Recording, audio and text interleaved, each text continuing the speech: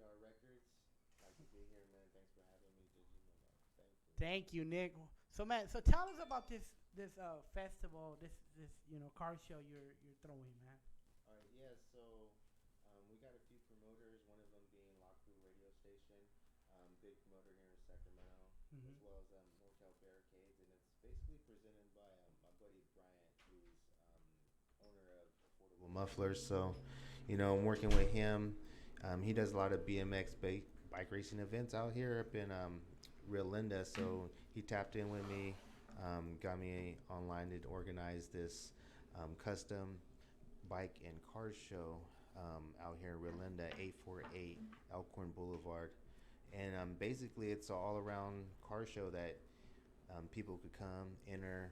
The entry fees are, pretty lenient. I think about $40 and get a 10 by 20 spot to showcase your car or motorcycle. There's also, categories. Basically, for the bikes, another category for the old school cars, and another category for the newer cars or anything 2000 and up and 2000 and below. So, come out, enjoy the festivities. There's going to also be bounce houses from Up Jumpers sponsoring, Nice. Sunlight Media coming to set up the stage. There's also going to be, Laku Radio running Yeah. the main stage for a lot of different artists is going to come out and perform that day. So, And what time does the event start? it's going to start around 2 o'clock.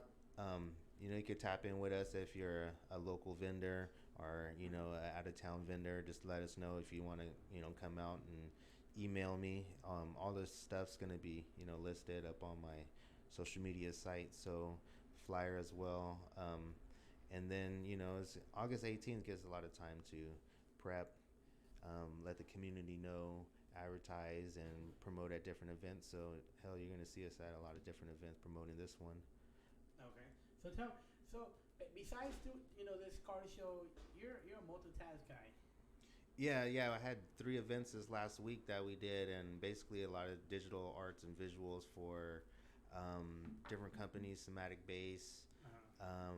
There was another one out there in Sky Parkway that we did an event for.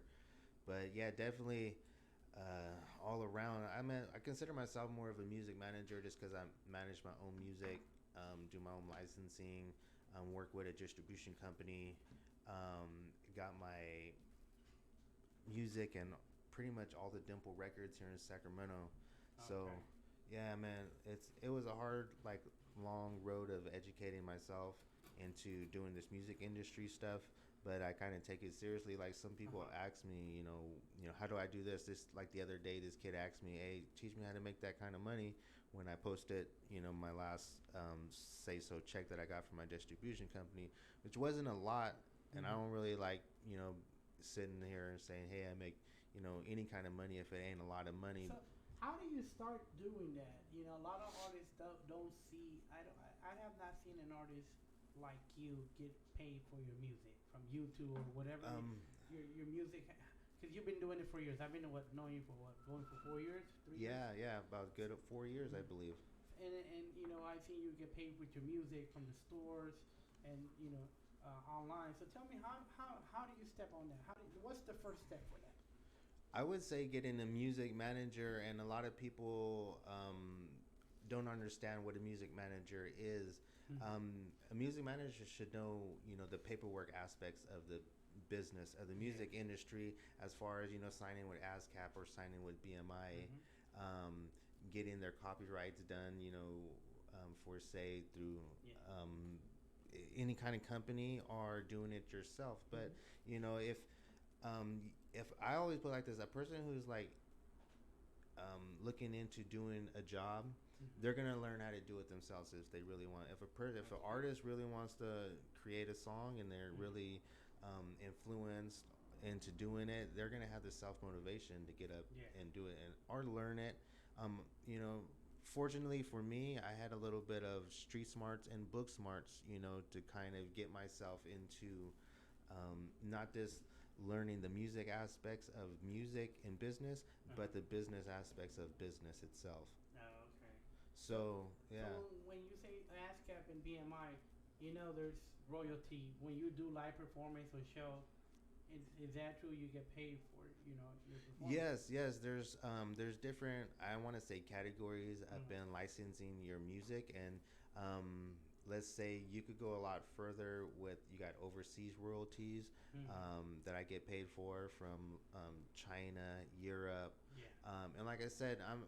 It's not a lot of money, Mm-hmm. but it's a good calling that I could say. I'm reaching Right. out to those different countries. There you go. Someone's listening to my music in Australia, and it might be Mm-hmm. one or two people, but at the same time for me it's Mm-hmm. more than no people. Yeah. So as far as putting like your music out there Yeah. and so on and so forth, a lot of people, I don't want to knock like different apps and Yeah. different stuff like that, but try to go out there and mainstream on all the platforms, not just Mm-hmm. one But platform. if a lot and an artist like the BMI and the ASCAP, right? Go back to the live performance. How can they add their shows to the BMI and the ASCAP? How do they? Because a lot of them. Can you explain that to the people watching? um, well, How do you they look start at with it. that process? I always try to look at it from this aspect. You if you're into publishing, um, you got to say the first form of publishing Uh-huh. is publicating any type of audio or visual to the public, which doesn't have to be YouTube, but Mm-hmm. it could be any form of those social apps Yeah. or YouTube, and Mm-hmm. you actually published that content. Now you don't own that content. Um, like I said, you got to copyright it. Mm-hmm. So my distribution does a lot for me and somewhat does copyright, but I have my own copyrights as before I started messing with my distribution company. Okay. So you can look at it like this: like once you start uploading and publicizing your Mm-hmm. music or whatnot, and if your music is licensed or if somebody's collecting those royalties, Yeah. whether it be yourself or your distribution company, then you're pretty not much not going to get paid unless your music is licensed. And Mm-hmm. what I mean by that is there's a word called monetizing. So Monetizing. if your song, my song has a thumb, all my songs have a thumbprint on it. They have a barcode on it, Mm-hmm. and that's through my IPC that I bought when I paid for my album and I paid for my Oh, copyrights okay. and stuff. So when just like if you go and copyright anything, you could Mm-hmm. copyright paintings through the Congress, and they're going to give you a barcode. Well, you got to pay for the barcode too, Yeah. but that barcode you could use and you print out a Uh-huh. hundred posters of that painting. You Oh put wow. that barcode on it, Mm-hmm. and every time they scan it to sell it, Yeah. it's registered in the system Mm-hmm. that you sold one of those paintings. The same Wow. thing with your music with Washington with the Congress. You once you pay Mm-hmm. for it and you pay for your barcode and you sell it digitally or Okay. you sell it through a store, it's gonna have the same barcode. Yeah. Okay, now you're gonna register and that's how you're gonna generate your So sales. that's how you're gonna. So Okay. there's a lot of know-how, that I learned, Uh-huh. but also like I said, I did all my own paperwork, and nowadays they make it a lot somewhat similar, easy for people to Mm-hmm. get out there and expose their music And explore and the music. yeah. So I'm signed up with ASCAP. I'm signed up with BMI. Mm-hmm. I get all my royalties through my distribution company. Fortunately, though, and there's percentages that I pay them, Mm-hmm. and before I wasn't getting paid so much. So Yeah. I'm like, so what? They're taking 15%. It's better than me not getting paid nothing at all. Right. It's true. It's true. And you've been in the game for a long time. How long you been in it I professionally? How long you been doing music? I did the Pro Tools 101 book about 15 years ago, Uh-huh. back when it was Pro Tools 6.0, and essentially that's the college Mm-hmm. um, the college course that people take is Pro Tools 101. Okay. And so I did that, and I've been doing music for since then, about 15. Before then, actually, so about 20 years. But professionally, I've been doing it for about 15 years, from mixing, mastering. Mm-hmm. I started when I was 18, or before that, but 18, I got my own turntables, which was the Stanton turntables with the Yeah. mixer, Gemini mixer, and went and bought all the old school albums that I could Right. out of I think they had Tower Records downtown, Yeah. Tower Records. and they had another like a tower shop right there on 21st and J. So, anyways, I did that, and I started making the beat. I started making a lot hip hop and R&B Mm-hmm. music for about 15 years. I ended up going to prison for a DUI in the middle of that 15 years, and How wrote a long you couple stay in songs. prison for, yo? I ended up being was it a trip? I went to prison for a Give us the juice. I went to 16 months with half for my second DUI, but I ended up running from it was a high speed chase and all that, and I crashed my car into a parked car, so no one got hurt. Second DUI, you ran from the cops? Well, I always ran from the police, but that time I ran from the police. It was a high speed chase in Land Park area, and I crashed. It was like 3 in the morning from coming out from a club. They I don't even remember, like some. I was at a club. You were loaded. So you don't want to drink and drive. Yeah, but I fought my case for a year, and then they were saying, okay, we're gonna give you a year county with 3/4 of the time you have to do, still 8 months. Or we're gonna give you a prison term right now, 16 months with half. It was still 8 months. I said I'll go take the prison term. I already did county time. I didn't want to do it again, so I went to prison. In prison, I got in trouble for having 2 cell phones and some weed on me. 2 cell phones, not just one. And they sent my ass to the shoe, which was the most horriblest place I could have ever been in my whole life. I didn't get to talk to no one. How long did you have to stand there for? I maxed out in the shoe. They gave me my whole term. I was like 45 days going to the house when they busted their raid. Damn. So did you do any music, or you was no, I was just just stressing? I wrote songs. And to this day I got a couple of songs that I actually wrote in there and I Are they performed. on iTunes or anything, or any Yeah. you got out? It's actually a country song.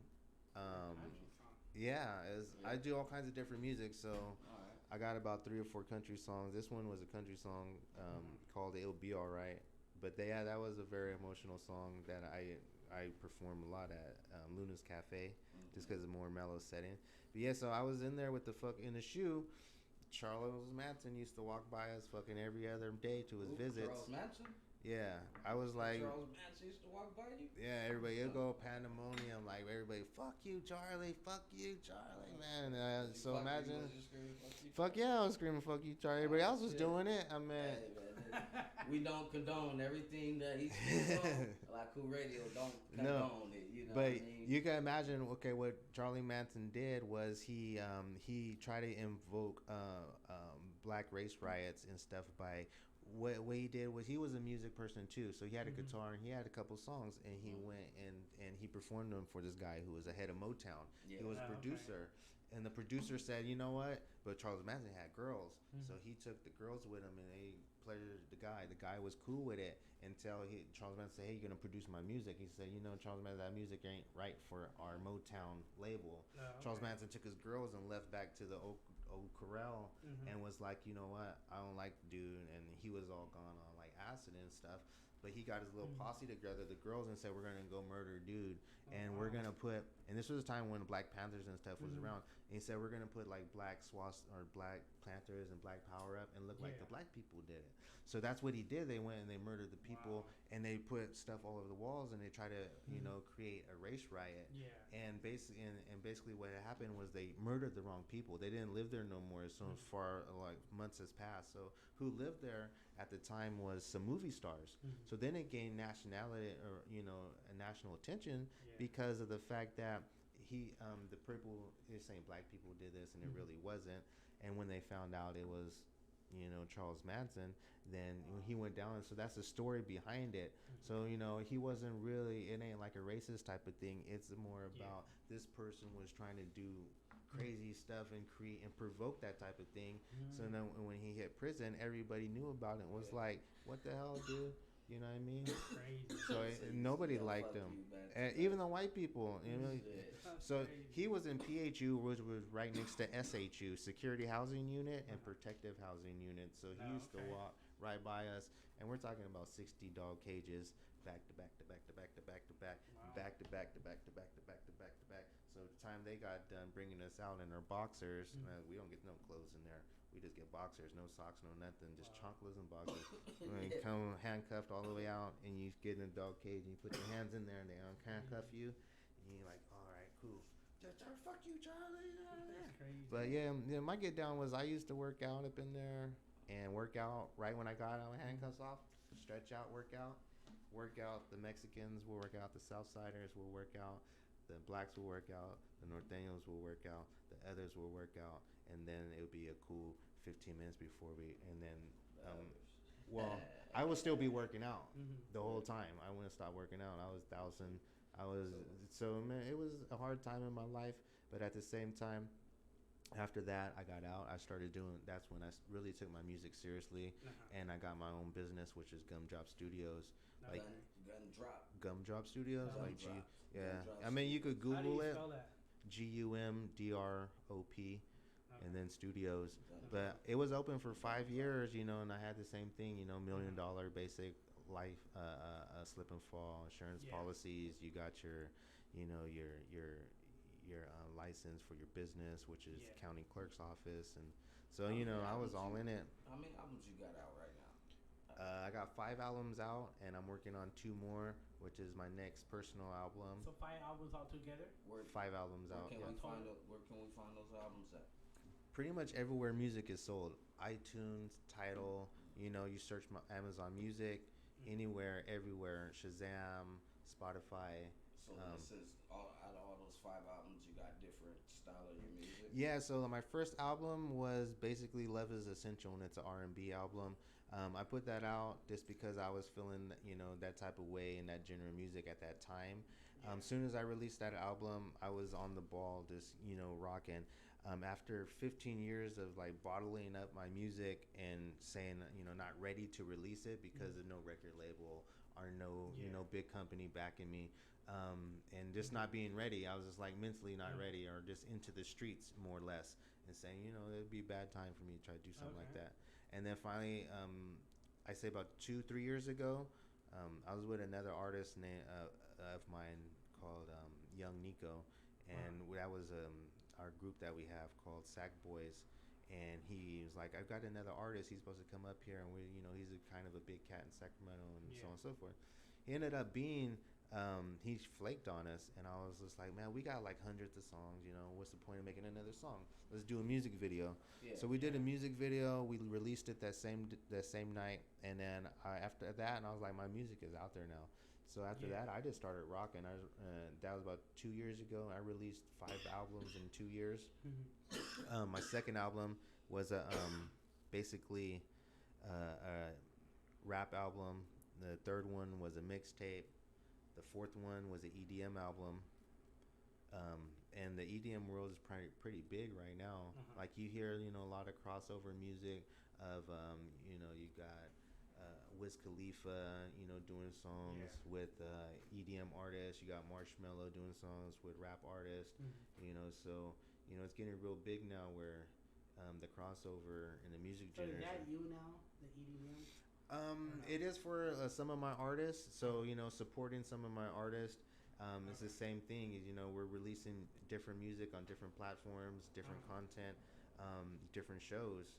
So whatever's rocking up in the EDM world, or whatever going on up on the next venue, the next event, we're trying to be there. And it's hard to say, we're getting a lot of more notoriety doing the EDM events, but it is pretty big when you do like the screen visuals. Not just like you go and do an hour DJ set, or you go and do a 15-minute open mic set. We're literally doing these events for the whole night. We're literally, not, putting up the event or throwing the event, but we're there the whole night, orchestrating and organizing and making sure our visuals are going the whole night. So, I'm not to say that we're doing more than everybody else, but that's the level that we're on right now, building our own stages, making sure that the shows are going on pretty good. And I kind of want to bring that to the hip-hop world, where we could be able to throw a show and not necessarily have visuals, but you could have different things play up on that monitor behind you, whether it be your own the music video you shot, you want to do this song to that, or you want to have your social information put up there. And there's a lot of things that could be brought to these open mics or these other venues that can make the show a lot more liver. So you've been doing. When's the days you do open mic? Normally, like, I'm at Luna's Cafe on Thursdays. Uh-huh. And now I'm trying to reach out to do featured artist type of stand-ups and open mics. Address. Give us the address. Hell, I don't know Luna's Cafe's address. It's on 16th Street, on 16th and P. Luna's Cafe. A pretty familiar place if anybody's been there. 9 o'clock. No, it starts around 8, ends at 10. They've been having a lot of slam poetry out there with Ike Torres. And then they have a bunch of other couple of shows that I've been kind of going to. I want to say Graffiti Blue. He does his rhythm and poetry and stuff. And I highly recommend going out. Word. Yeah, like I actually been getting into a lot of poetry. And I don't want to say I'm an all around type of person, but I love doing poetry. You got a poem off the top of your dome and give it to us right quick. Yeah. So I do this for. Or I could read off here, huh? Yeah. You can do whatever you want, man. So you guys are gonna trip out on this one? You know what the poem's called? Let me pull it up. So this poem, I cook with love. You want to hear that one or this seed? This seed is more like inspirational. Up to you, baby. Which one you want to give to us? Which one? So this one I did called "I Cook with Love." I give it to you guys like this because you guys are gonna be understandable. You guys are men and stuff. So here we go. The background before I go with this is the other day this person brought me a plate of food and I looked at it and I was like, oh man, I wish I cooked this because I cook with love. So I was like, man, I don't know what just bring me this spaghetti with no salt and pepper. So I'm like, I cook with love. I cook with love, but not in the way that you see. More like chocolate and wine. I cook with health in mind, seasoned to the grind, fresher than a sign that says fresh. I eat the best, like Chef Ramsay's Steakhouse in Las Vegas. See, I've been there. I love to learn new cooking ethnicities. Baton Rouge, Louisiana gumbo reminds me so much of you. So much I indulge in a bowl of seafood soup to the surf and turf from Honolulu, Waikiki bistros where I sip on shaved ice, tack his blood on when it seems so nice. See, I love to cook. These eyes you have that take over the vivid dish, how you show your warmth and then taste that holds you on to your secrets of your lips. I cook with love. The way but basic. And and everything that you say is in my cabinet to infinity and beyond for the kids. A little bit of this and that equals love. 350 on the oven when it's getting hot in here, old Nelly said. See, I cook with love. I cook with the love, the tasty pastries that are more than baby fat than peanut butter and that jelly that compensates that cheesecake no bake that fills the place in my heart. That cherry topping that's been my favorite and everything wonderful is good if you don't have to make it, see. So cooking for love for me is the way I do internally. I do everything to and over the top and overall overloved and maybe I'm too much salt, too much butter, calories don't live here no more, see. But I can't be bland. First hand 5-minute meals ain't me. I'm not that type of man. My characteristics are on this Bedeskowski biscuit. A little goes a long way if you miss it. Grandma's cooking was so good because she cooked with love. Moments come and go over meals. Dinner was, and now it's at the table. Breakfast is the most important, but we commonly skip that for a thickened coffee. What's on the label? That coffee shop, and we love to chop to the beat because I cook with love for my family. See, I cook with love. Good shit, man. Good shit. That was nice, man. That was nice. Yes, it has some like little background behind it because when you cook or when you put even you make a song, you put your heart in it. You want people to feel it. You want people to know that that you're, putting your all into that. I think people should have that perspective when they approach any type of task. So I mean, I like I said, someone handed me a plate, and that's been in the back of my mind before they handed me that plate, because I always had that, I cook with love, and I tell my kids that every so it's like you could taste it, and I don't want put the other side on it, but I'd be like, this is how I cook, and that's how they cook. So I'd be like, when someone loves you when they bring you that 4-course meal. Right Last week. Last week. Right before Luna's Cafe, I sat down and wrote it because I tried to come up in there and not do the same thing weekly and weekly. And at Luna's Cafe is weird because I would go there and I would do a song. Mm-hmm. One week I would do like 2 songs because they give you 5 minutes, and then the next week I'll go and do a poem, and then the next week I'll do songs, and the next week I'll go do poems. So they know me there now as that type of person. Like, well, you do songs this week. You're cool. Mm-hmm. Yeah, that was nice. That was a real deep poem. So what? How can people contact you if they want to, work with you and your businesses you have? One of the things that we're doing right now, because the seasons are switching over, is the Up Jumpers. So social media, that's Up Jumpers. As far as the music business, it's yeah, I got one too, actually, man. Yeah. It was lovely, man. The kids enjoyed it. A lot of the sponsorships that I'm doing nowadays, I'm trying to do a lot more free events, and like I said, the BMX racetrack was one of the ones we did like a month or two ago. Okay. And we're gonna do a roller derby card edition, and that same in September. But yeah, Nick 916, spell Nick with NICC, 916, and it's just something a little bit more familiar. And you could Google my name as well. Nick from Sacramento or SBR Records, and I'll pop up here and there and everywhere. YouTube, you could find me under Sacramento, or you could SBR Records, Nick SBR Records. I should pop up. I got like 170 videos on there now. All of my music is also on YouTube, so Love is Essential, Sac Business, EDM Bounce. You could look up all my albums on YouTube and listen to them for free. And like I said, it's nothing. You don't have to go to Dimple Records and buy the album. You can listen to it free on all platforms. Basically, if you have the app. Dimple Records closed. Yeah, Dimple Records. Well, they're still open for the time being for a few more months. For a few months, man. Few months, man. You only got a few months. Man, I'm about to miss that. Hey, I'll go way back. Yeah, and there's not going to be no more in record stores. Yeah, you got to sell that shit. So it's all digital shows, now. Man. So when you do your shows, that's when most of the time you could get people CDs. I thought time flies, man. Time flies. And my stuff's all digital now. So I mean, like, it's just more or less like trying to just get a flyer out. It's a digital world. Well, see, like the Best Buy. Best Buy don't sell CDs no more. Right. Best Buy, and they had another one like Target. They sell, but they ain't selling nothing like our stuff in there. You got to be mainstream. So everything is online. Yeah, everything's digital and digital platform. And like I said, and nowadays it's now, you man. can't it's even time to upgrade, y'all. It's time to upgrade. You got to be a big artist to sell, basically. And other than that, you get not a lot of money. You're gonna get more money generating from views, because nowadays nobody's gonna buy an album. I mean, yeah, I didn't even buy the latest Jay-Z album. You could just go online and go look it up on YouTube nowadays. So it's in. I don't want to bring up Kate West's name, but he's the first person who broke a platinum status up on YouTube.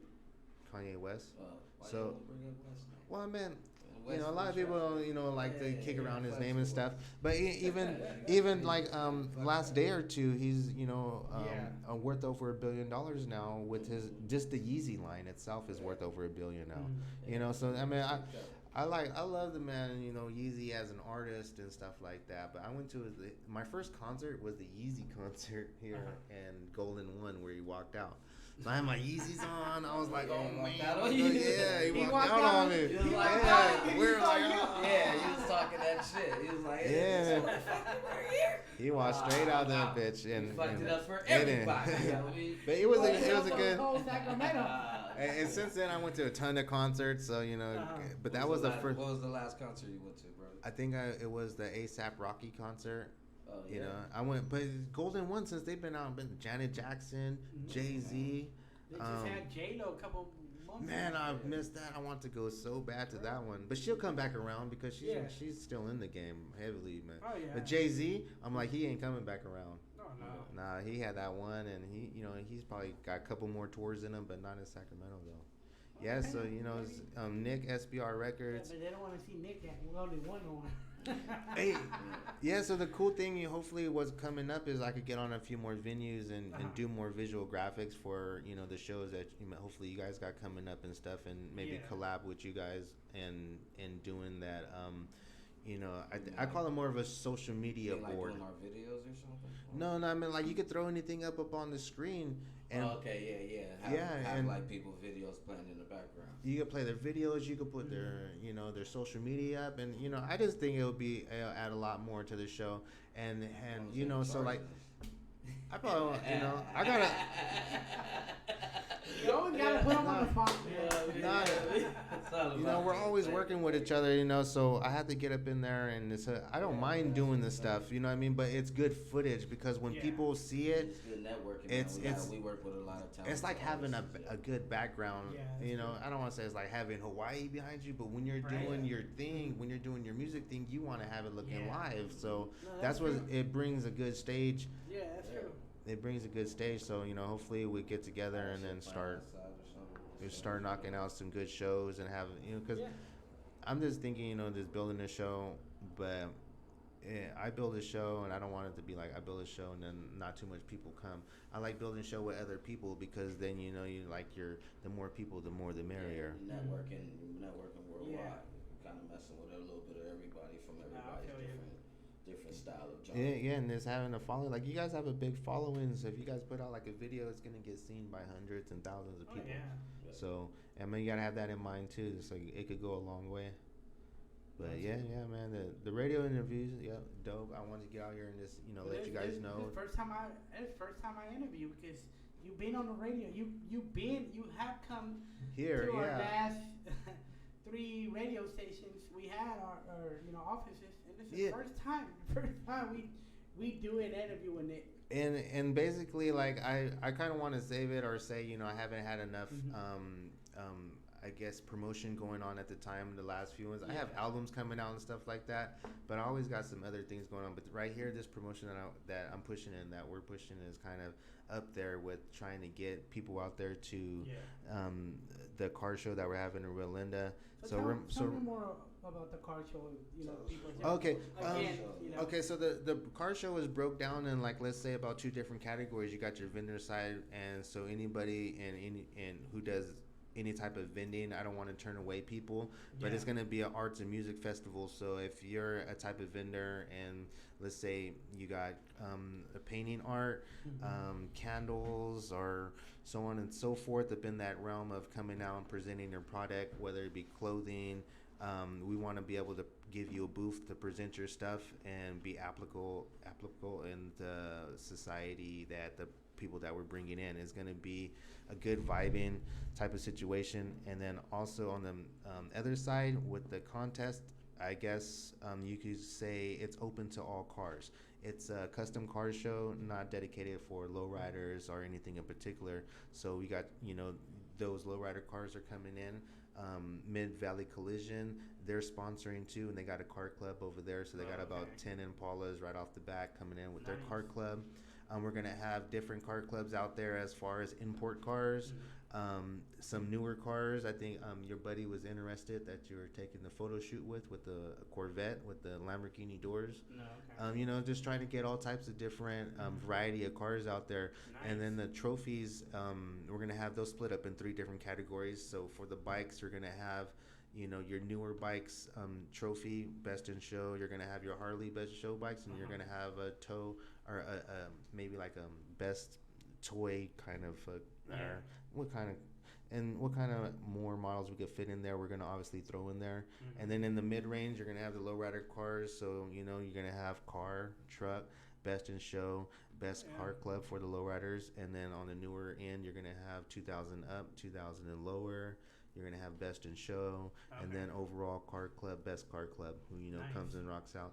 As far as renting spots and application fees, it's going to be, I guess, we're going to try to keep it in the $40 range, and then $10 if you want to come, or $20 if you want to showcase your car. So we have a spot for you, and then the motorcycles who want to showcase their motorcycles, it'd be either $10 or $20 for a 10 by 10 spot or a 10 by 20. So we're dishing all the prices and stuff like that, and registration would be the day of. So basically we have a registration stand. You come sign up, get your spot, go pay your registration. Quick turnaround. We're gonna have music out there. We're gonna have food vendors, a couple of food trucks. Mexican food, different variety of food. A lady called me, said she's doing shaved ice. Another lady called me, said she does chocolate. So don't be That's what's up. don't be turned away by what you do. To come at least come check us out. Holler at the event organizer, who's me. Email Where me. can people contact you? Email me at nick916. That's NICC 916. Just email or no number? Not just the email. You can, like I said, go through my social media site as well. Okay. If you do want a number, the number is 916-229-2187. And that's my business phone. You could contact me there. If I don't answer, just leave a message. I'll get back to you as soon as possible. But yeah, the event's going to be cracking. It's going to be, like I said, there's 4 promoters that are all going all in up on this one. So, hell, there's going to be, for far as my understanding, 200 one end, 200 the other end, and that's just in cars. Hopefully we'll get over 200 cars there, or 150. Nice. And then so also the 100 cars you're planning on having. At least like 100 cars.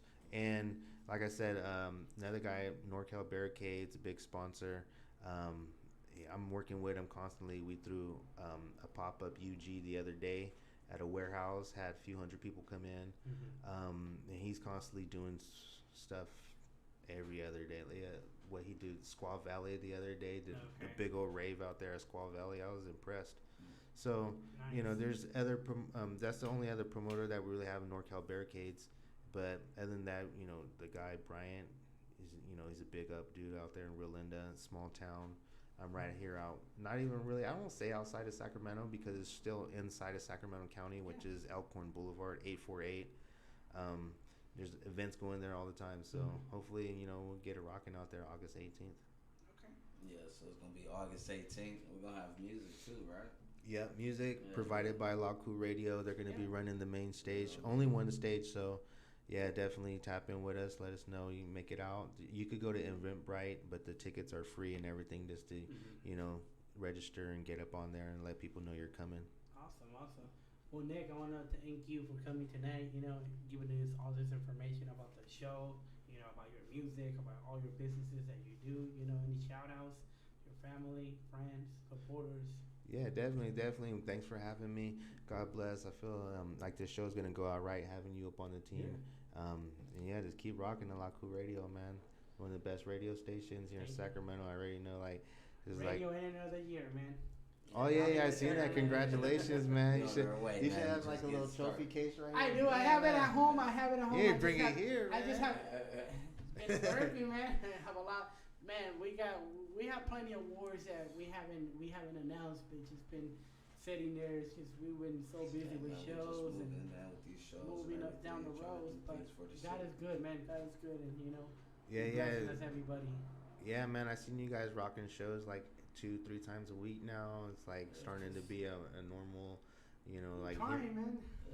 Here in Sacramento, it's hard here in Sacramento. I've been here. We've been getting it cracking. We've been getting some faithful artists coming out here. Yeah, we give a shout out to our home, the Y, man. They're opening the doors for us, and they believe in us, and we're rocking that place. Hip hop, yo, that's the love of the city. They feel that hip hop because at first they wasn't feeling it. Really? Yeah, they wasn't feeling it. They had several promoters come in and promote their hip hop shows, but they wasn't really feeling it. You got most counselors, we got them to open their eyes back up to the light for hip hop. Yeah, there was one time they almost got canceled. some talented artists, man. We like can get Shadow says, you gotta show them. You gotta show them that that you're trying and you're trying to work with them, and Yeah, definitely. Like, man, pretty much the next thing, next venue coming up or the next thing, you got to keep yourself focused up on it. But for me, it's one day at a time, and then trying to stay up in my lane of continue just constantly. It might not be like rap music or hip hop music or even EDM music that I'm doing constantly, but I'm trying to stay on the music path. Just stay up in the music. Radio station all about all types of music, all types of shows, all types of This radio station is open up to everything, not just hip hop, but to all genres of music. You know, Right, we're right. open to everybody. Yeah, and that's how I try to keep SBR That's really records. cool. Is like So anytime you want to come rock one of them poems for us on the stage, man, and bless Oh, us with yeah, your yeah, presence, definitely. man, Yeah, feel definitely. free. We actually had one. He opened a couple weeks back. First time he showed up out of nowhere, and he was like, "You want to open?" He did his poem, and then, people loved it. Poetry rocks, man. Like if you get that right person, yeah, man, they could really be like I some of my poems like that one was more like not funny but kind of like just for food. But Yeah. I got inspirational poems too that kind of Probably make you have hungry a that lot of insight. Yeah, man. Thanks for having me again, man. No, man, I appreciate it. Thanks You know. for you coming, Nick, man. We appreciate Thank you. you, man. Well, myself, go ahead, Michelle. We appreciate you, man. We appreciate it. The city gonna appreciate the show August 18th. You know what I mean? And we hope to have you again. Yeah, and then, before the 18, we have the Saxchella show on the 17th. Oh yeah, You Right, will be right. performing on that show too. Yeah, I'm pretty sure I'll You come gonna back rock and the do guitar. another. What kind of music we getting that day, yo? Can we get a little sneak peek of ahead of time of what kind of music? There's this hip hop. Well, I'm working on my new album, so it should be out by hopefully before Sac Chiller, which is August 17th. Right now, I've been working on this EDM album, and I have this one song called "I'm Fucked Up," and it's really got like an R&B vibe to it. And it's something like you'll not hear on the radio, but it's kind of a radio type of song where you like the newer songs you've been hearing with the crossover. Yeah. Maybe like it has like a Hazley vibe to it. Yeah. So it's like one of those where it's just like real mellow and then it gets crunchy on the end. But I might do that song or more or less like these newer songs that I got coming out from my hip hop album. I have this song called. I haven't even got a name for it yet. This one song that I got is called Wet, and it's more of like a Bay Area type of beat. Or wet? Wet, W-E-T. Okay. Wet. Yeah, and it's a super smacker. Like I'm really like proud about the song itself because you it's know how many tracks you gonna put on this album? probably only like 13 or 14. I got about 7 songs already done. It's a mixtape or it's gonna be. It's gonna be actually I did a mixtape once. It turned out okay. Ended up being one of my bigger albums as far as making money. But I noticed that having original beats and stuff like that goes a lot further for me. Yeah. So I've been doing until I put out another mixtape. But this one right here is gonna be original songs and music. I'm not sure if I want to play it.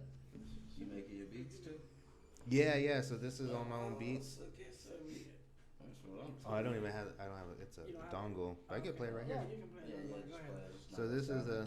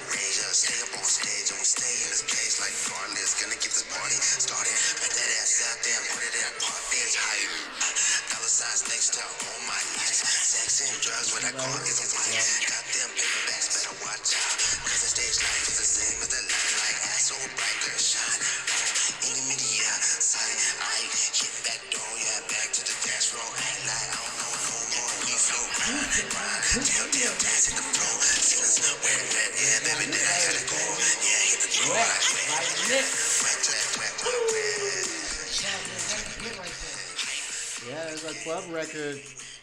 I surprised myself with that song. Is basically with the beat itself is a slapper. That's a slap right there. Yeah. I need it. Yeah. I We need had a little remix to it. And you made that beat. Yeah. I'm still like putting the beat together. I need to get some people featured up on my songs on this next album because the first ones. Yeah, I already know. Send me a beat in the verse, my nigga. Woo! Blazing. Right, man. We got the lab back. You know what I mean? We ready. What's up? Yes, sir. Yeah, it's gonna go down. I'm hoping you guys get this studio up in here for doing music and stuff, and after that, man, I could see it taking off. Because just having a place to work and stuff like that is just be right there. It's like in your own office all the time. Mm-hmm. That's what it's about. Yeah, so tap in with me. Stay persistent. Follow me on Nick 916 NICC 916 on pretty much all social media sites, and tap in with me if you guys have any information or want to know something about the music industry, music manager. I'm not shy. I'll give you the most advice I could give you and point you in the right direction. That's what's up. Tap in with Nick, man. Hit him up. Nick, all right, guys. Well, thank you very much. Thank you again. Nick, thank you again. Shadow, Djmemo. You guys have a blessed one. Yeah. See you guys next time. Signing off. Thank you. Take care.